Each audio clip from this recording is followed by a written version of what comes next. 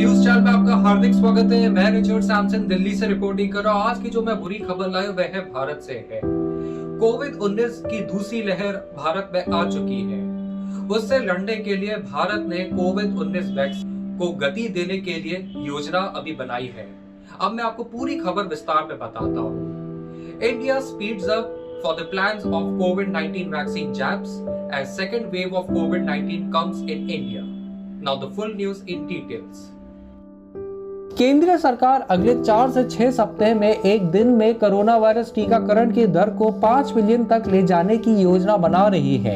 एक अधिकारी जो टीकाकरण की देखरेख करने वाले प्रमुख कार्यक्रम बल का हिस्सा है, उन्होंने कहा कि इसमें दैनिक की संख्या को दुगना करना शामिल हो सकता है। किसी विशेष स्थान पर 200 पर टीकाकरण है।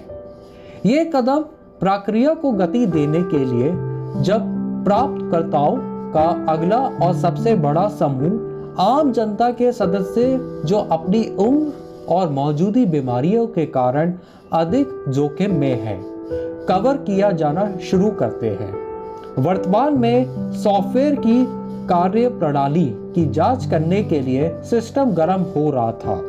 अब ये साबित हो गया है कि सॉफ्टवेयर लोड को संभालने में सक्षम है।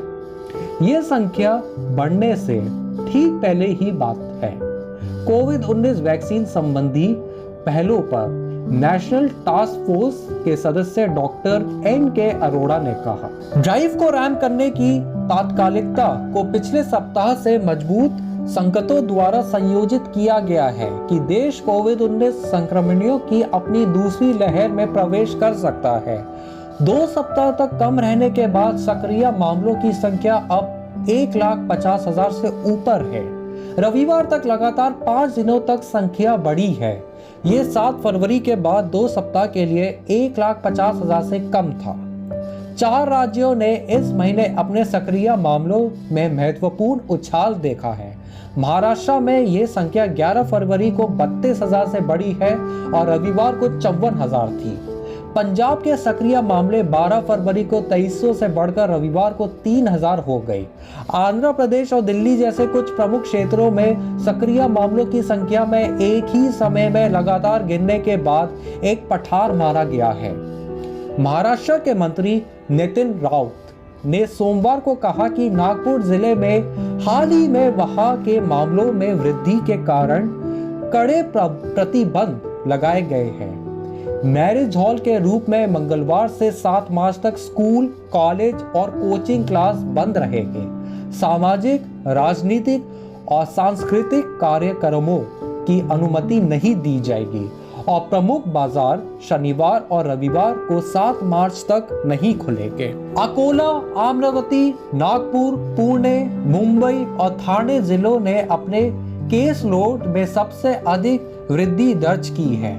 अकोला में 15 फरवरी और सोमवार के बीच ये संख्या 145% बढ़ गई है। ये अमरावती में लगभग 75%, नागपुर में लगभग 62% और मुंबई में इसी अवधि में 45% से अधिक बढ़ गया। मार्च में देश को अब की तुलना में खुराक देने में एक कठिन चुनौती का सामना करना पड़ेगा। सरकार 50 वर्ष की आयु से ऊपर के लोगों को कवर करना शुरू कर देती है और उन बीमारियों की एक विशेष समूह के साथ जो उन्हें कोविड-19 के प्रति अधिक संवेदनशील बनाते हैं। इनकी संख्या लगभग 270 मिलियन होने की उम्मीद है। शुरू में हमने हर दिन लगभग 3 लाख लोगों को टीकाकरण करने का लक्ष्य रखा था। इसका कारण यह था कि हम सभी हिचकी की पहचान करना चाहते थे ताकि उन लोगों को स्त्री किया जा सके। देश में प्रतिदिन 5 लाख से 8 लाख व्यक्तियों को टीकाकरण करने की क्षमता है, जिसका अर्थ है कि हम 50,000 से 1 लाख टीकाकरण स्थल स्थापित करेंगे। डॉक्टर अरोड़ा ने कहा कि देश में एक सप्ताह के भीतर 170 मिलियन बच्चों का टीकाकरण करने का अनुभव एक साल में कई बार है, जबकि क्षमता राष्ट्रीय पल्स पोलियो प्रतिरक्षण कार्यक्रम के तहत है। सोमवार को देश ने 16 जनवरी को ड्राइव को बंद करने के बाद से 11.8 बिलियन खुराक दी है। पहले स्वास्थ्य कर्मचारियों को कवर किया जा रहा था और 2 फरवरी से पुलिस और अग्निशामक जैसे फ्रंट लाइन के श्रमिकों को टीके लगाए जा रहे हैं। सरकार ने सभी पंजीकृत स्वास्थ्य कर्मियों को कम से कम अपनी पहली खुराक देने के लिए 20 फरवरी को समय सीमा निर्धारित की थी, लेकिन मॉप राउंड के लिए 4 दिनों का समय दिया गया। सोमवार को अधिकारियों ने कहा कि 8 राज्यों ने अपने स्वास्थ्य देखभाल कर्मचारियों के कम से कम 75% है। बिहार में 84.97%, त्रिपुरा में 83.4%, ओडिशा में 82.26%, छत्तीसगढ़ में 80.48%, उत्तराखंड में 77.59% को पहली खुराक दी है। झारखंड में 77.26%, उत्तर प्रदेश में 76.38% और हिमाचल प्रदेश में 76.12%। हेल्थ के वर्कर्स और फ्रंटलाइन वर्कर्स का टीकाकरण करने का शुरुआती प्रयास एक अच्छे विचार था, क्योंकि इससे ये जानने में मदद मिली कि डिजिटल प्लेटफॉर्म ने कितना अच्छा काम किया। शुरुआत में ही पता चल जाता है कि कोई गड़बड़ है या नहीं, और लाभार्थियों की एक बड़े वर्ग को टीका लगाने से पहले संबोधित किया जा सकता है। डॉक्टर MC मिश्रा, पूर्व निदेशक अखिल भारतीय आयुर्विज्ञान संस्थान एम्स नई दिल्ली ने कहा। डॉक्टर अरोड़ा ने सहमति व्यक्त की कि एक बार डिजिटल प्लेटफॉर्म के प्रदर्शन को वास्तविक समय में सफलतापूर्वक मूल्यांकन किया गया है। ये बड़े पैमाने पर संभव है। ये एक मैराथन है जिसे हम चलाने की कोशिश कर रहे हैं और धीरे धीरे गति पकड़ेंगे। सब कुछ डिजिटल प्लेटफॉर्म को कोविन पर निर्भर करेगा, क्योंकि ये एक नया सॉफ्टवेयर है और हमें ये देखना था कि ये वास्तविक समय में कैसे कार्य करता है। अब मंच को सुव्यवस्थित कर दिया गया है। हम कुछ ही समय में बड़े पैमाने पर हो सकते हैं। The Union government is planning to take the rate of a coronavirus vaccination to 5 million a day in the next 4 to 6 weeks. An official who is part of the key task force overseeing vaccination said, while adding that this could include doubling the number of daily vaccination at a particular location to 200. The move is meant to speed up the process when the next and the largest cohort of recipients, members of the general public who are at greater risk due to their age and existing illness, begin to be covered. Currently, the system was warming up to check functioning of the software. Now that it has been proven that the software is able to handle the load, it is just a matter of time before the numbers are scaled up, said Dr. N.K. Arora, member National Task Force on COVID-19 vaccine related initiatives.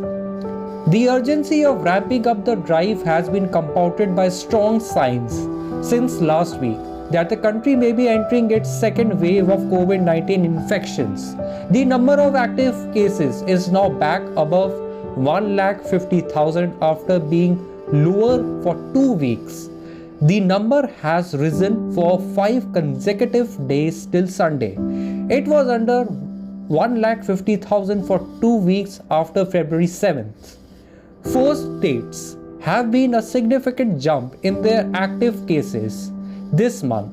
In Maharashtra, the number grew from under 32,000 on February 11 to 54,000 as on Sunday. Punjab active cases rose from 2,300 on February 12 to 3,000 on Sunday. In some major regions, such as Andhra Pradesh and Delhi, the number of active cases has hit a plateau after falling continuously till around the same time. Maharashtra Minister Nitin Raut on Monday said strict restrictions have been set in place in Nagpur district due to the recent surge in cases there.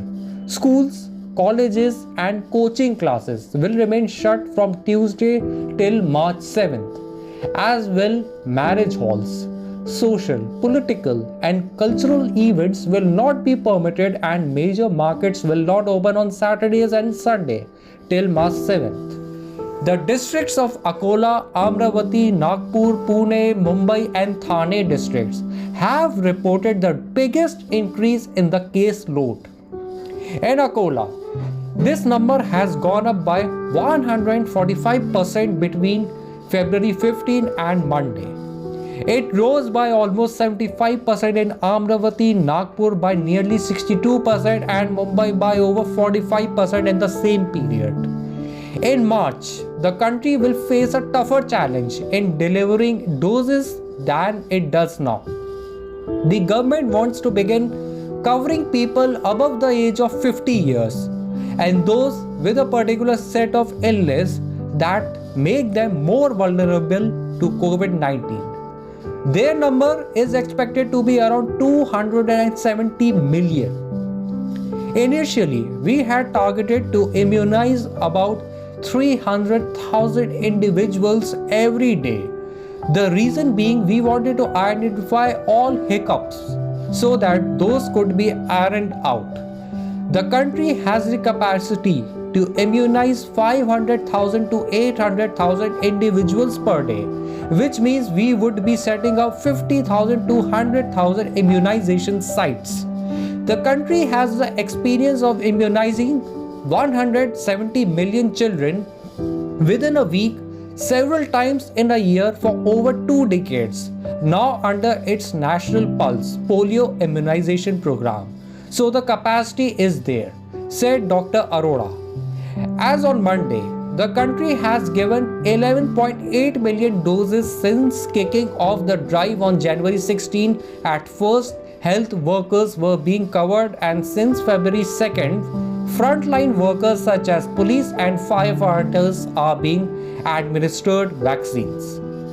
The government had set a deadline for February 20th to give all registered health workers at least their first doses, but gave an extension of 4 days for mop-up rounds. On Monday, officials said 8 states have given first doses to at least 75% of its healthcare workforce. Bihar 84.97%, Tripura 83.4%, Odisha 82.26%, Chhattisgarh 80.48%, Uttarakhand 77.59%, Jharkhand 77.26%, Uttar Pradesh 76.38%, and Himachal Pradesh 76.12%. The initial effort to vaccinate healthcare workers and frontline workers was a good idea, as it helped in knowing how well the digital platform worked. It is good to know in the beginning itself if there are any glitches and can be addressed before a larger section of the beneficiaries is vaccinated, said Dr. M.C. Mishra, former director, All India Institute of Medical Science, AIIMS, Delhi. Dr. Arora agreed that once the performance of the digital platform has been successfully evaluated in real time, it is feasible to scale up. It is a marathon that we are trying to run and will pick up pace gradually. Everything will depend on the digital platform, CoWIN, as it is a new software and we had to see how it functioned in real time. Now that the platform has been streamlined, we can scale up in no time, Dr. Arora added. आज की खबर में बस इतना ही। देखते रहिए, सुनते रहिए मया नरम न्यूज चैनल, लेटेस्ट खबरों के लिए हिंदी, अंग्रेजी और अरबी में। और आपका बहुत बहुत धन्यवाद मेरी खबर सुनने के लिए। मास्क जरूर पहनिए और अपना ख्याल रखिए। This was Richard Samson from Maya Narav News Channel. Keep watching the channel for latest news updates in Hindi, English and Arabic. Please always wear a mask and take care of yourself.